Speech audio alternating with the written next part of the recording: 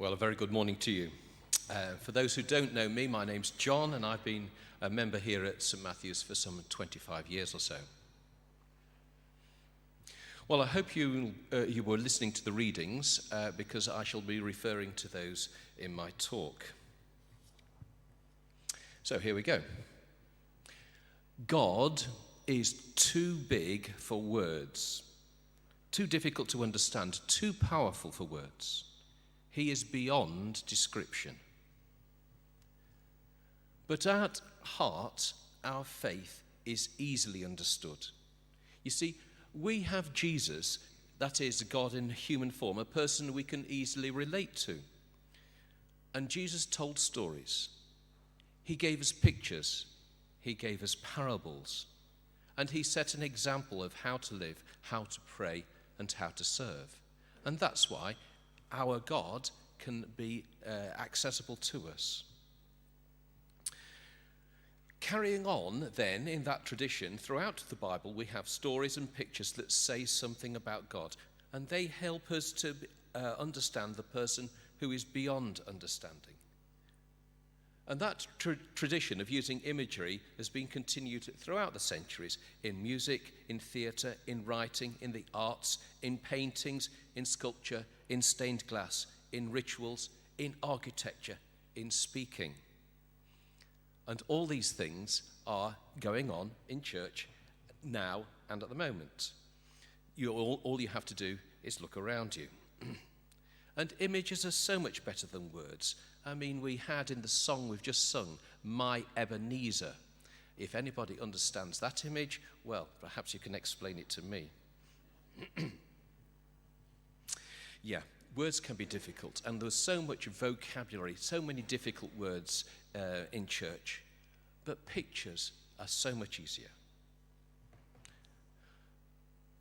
Well, that's it, really. That's my message for today. But I haven't finished. I need to give some examples. And in this talk, we won't have time to reflect on some really important things. The idea that some places feel special. Some places make us feel particularly close to God. And I'd suggest that's true for some of you here in church today. And nor will I have any time really to develop the idea that the people of God are God's temple, or ourselves are temples of the Holy Spirit. Rather, I just want to pick up the idea of images and show how those relate to our Bible readings, particularly the one from Corinthians. A couple of weeks ago, Gary described the church and its issues and influences, so I won't repeat what's already been said. Instead, I want to focus on these images and what God is saying to us as he speaks through Paul. Now, in verses 1 to 3, if I can have the next slide, please. Verses 1 to 3, Jesus uses the image of a 3-month-old child before weaning. In the reading, there was these words: infants, milk, not solid food. And the image helped new Christians in Corinth understand that they had not fully appreciated Jesus' teaching about behavior. Some people argued about who was the best teacher. Was it Apollos or was it Paul? And that sort of argument is essentially about heroes. Who is the best leader? Yeah, that's a symptom of an immature faith. Now here, in church life, we're always going to have differences of opinion about some matters, and other matters where it's much easier to agree. But here's the watchword for us. In our discussions, in our conversations, do we personalize the arguments? Do we say, this person holds this view and I follow what he or she says? No, rather that's hero worship. Actually, each of us need to discern with humility and integrity what we believe God is saying to us. We must not argue in an immature way. So, that's the first image. The next image Paul uses is mentioned in verse 6. He uses these words. He used the words planted, seed, watered, grow, field, and workers. Now, we're all familiar with seeds being planted in the ground and germinating, provided we will remember to water them. And if you're anything like me, you feel a huge sense of joy when you see allotment seeds beginning to grow. It's one of those ordinary, everyday miracles, a joy, ones that we easily take for granted. And what's Paul saying in this image? He's saying that everybody in church has a role in helping faith grow. It doesn't matter who starts it, who continues the process, who brings it to maturity. Each person has a different role to play, and it challenges us. What do we do in the life of the church or in the life of the Christian community? And if you feel your answer is nothing or not a lot, perhaps it's time for you to think again about your Christian service and how it's expressed. Some give money, some give time, some give both. Some have specific paid jobs during the week, which are expressions of their faith. But we follow Jesus as our example in serving others. Acts of service are not optional for Christians. All must give in a way that's authentic to themselves. And if you'd like some suggestions about how you can get more involved and how you can give more, it's not just about money, remember. Just have a word with wardens or one of the clergy, Jim or Joe, and see how we can all be fellow workers together. So that's a message from the second image. Let's move on to the third image now. Here we are, a picture of the old church. In verse 10, Paul begins a new image. We see these words: foundation, expert builder, building. Again, it picks up the ideas that Joe was expressing through his three shapes. We can easily relate to these ideas because we're sitting in a huge and awe-inspiring building. And I'm going to speak about this building in a few moments' time. But in this context, the writer points to Jesus as our foundation.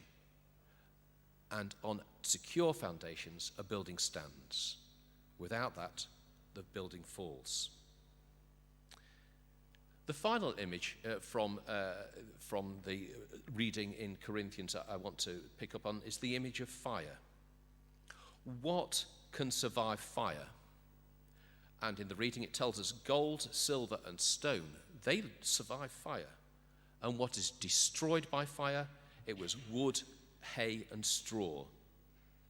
Fire tests quality, and quality counts. Now, Paul is saying we need to build a temple that lasts. This church here in Walsall will last. I feel confident about that. I can say that because it's already been here for 1,000 years. And of course, I don't mean this building. I mean the Christian community that meets in this place, here in St. Matthew's. New people come each week, and people leave as well through changing circumstances. People move away from the area. But that continuous thread of people worshipping on this site can be traced back to the year about 1150 with evidence, but probably much earlier, but the evidence has been lost. As you leave church today, you might, as you go through the south porch, like to look at the list of rectors that have served in this church. And the last one on the list is Jim Trude, his name inscribed in gold. At the other end, you'll see in the year 1211, that's a long time ago, in the year 1211, you'll see the name Magister Serlo de Sunning. He was appointed by the King of England of the time, King John, in 1211. Okay, that's a long history of rectors. Paul challenges us to build a Christian community that lasts. And this community, that is you, has resilience. This Christian community of which you are a part survived plagues like the Black Death. It survived cholera, and all of those were far, far worse than COVID. Now, having had those thoughts and those images from Corinthians, I want to turn our attention to the passage from the book of Kings. The context is King Solomon's words of praise to God at the dedication of the temple in Jerusalem. And speaking of the greatness of God, he says this: "The heavens cannot contain you. How much less a temple?" Solomon realized the most magnificent building, and history records it was truly magnificent, the most magnificent building cannot contain God. And then that allows us to ask two questions. Does God need this building? If God is everywhere, what is special about this building in this place? Well, those two questions, and having raised them, I'm going to have a go at answering them. The first is easy. No. God does not need this building. The church is people like you and me. And it's we who need the building, not God. So that brings me to the second of those two questions I raised. What's special about this building here in Walsall? Now, as I said about at the beginning of the talk, each generation of Christians expresses its vision in ways authentic to their place and their time.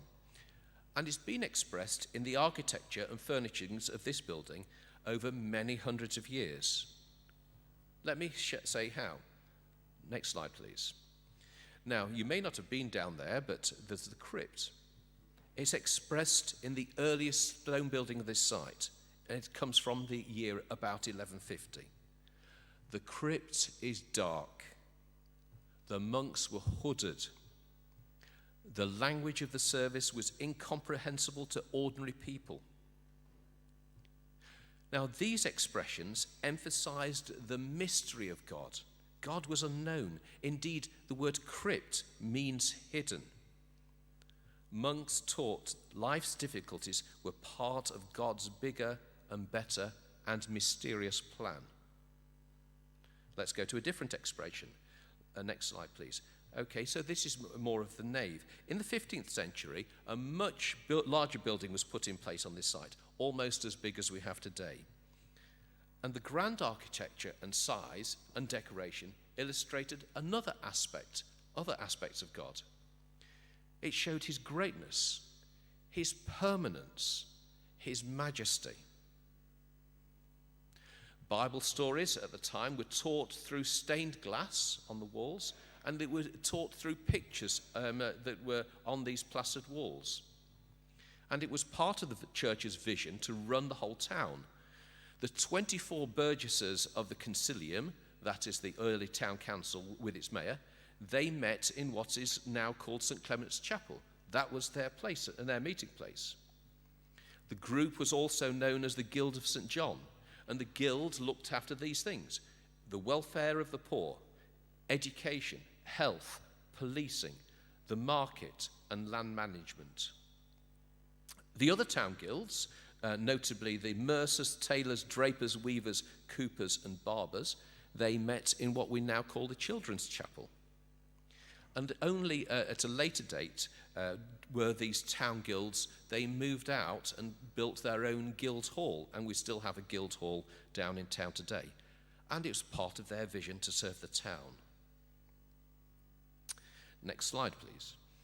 In the 19th century, preaching was emphasized with a need for Bible teaching to all the townspeople. So this church was refurbished and redesigned in 1821 with box pews, like in the gallery at the moment, but they were spread throughout the ground floor, including in the side chapels. And that allowed a seating of almost 2,500 people. Now, because preaching was important, there was a great central pulpit. You can see it in the not greatly in the picture, but the pulpit put the head of the preacher above the height of the present gallery. So the preacher could see everybody on the ground floor, and he could see everybody upstairs as well, right into the paupers' galleries. Okay, and that the pulpit stood about here. It wasn't at the side.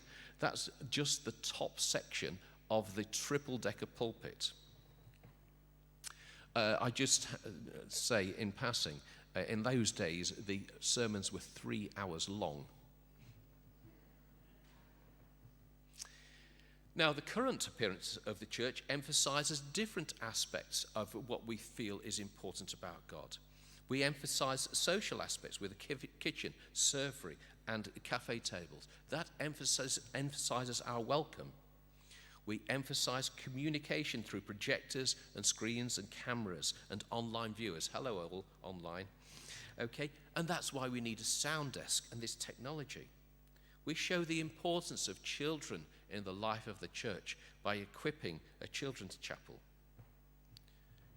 And in time, we trust the appearance of this church building will change to reflect future needs and future expressions of worship. Next slide, please. So God does not need this church building, but we do. And as we maintain and improve this building, this fulfills an important aspect of our vision. We are serving Walsall. We are providing for Walsall a place for collective worship, a meeting space, a social space, a cultural space, notably for music and drama, a performance space, a ceremonial space, a place to mark life events of birth, marriage, and death. We are a place of refuge. We're also a place for education, for social support, a place for celebrations and festivals. Harvest Festival we just had, Blue Coat Festival, many festivals, Christmas, Easter. We are a heritage space. So naturally, these many different uses of the building can bring some practical difficulties. And those who emphasize heritage might not understand the need for an area for the band. And vice versa, those who play in the band might not fully appreciate the need for heritage. Large events, perhaps a school founders' day, might not understand the need for tables of the cafe area. Why can't the church seating be left just as it was 40 years ago, they might say. Those who want social support might not understand why the building is closed for most days of the week. But as we look after this building, we are serving the needs of the people of Walsall. Final slide, please. Personally, I feel humbled that I am part of the Christian heritage of Walsall. And that heritage can be traced back to the best part of 1,000 years. And each one of you here in church today is a link in that long chain from the past to the future. We live with this building as an image of the faith of earlier Christians in Walsall. Its architecture communicates an image of size and permanence. In thousands of tons of stone and timber and metal, this building shouts to everyone who comes to the town, our God is a great big God. This building is a Christian witness to all in Walsall and has been for a millennium. And may we continue to serve him faithfully in this building and in this place for many years to come. Amen.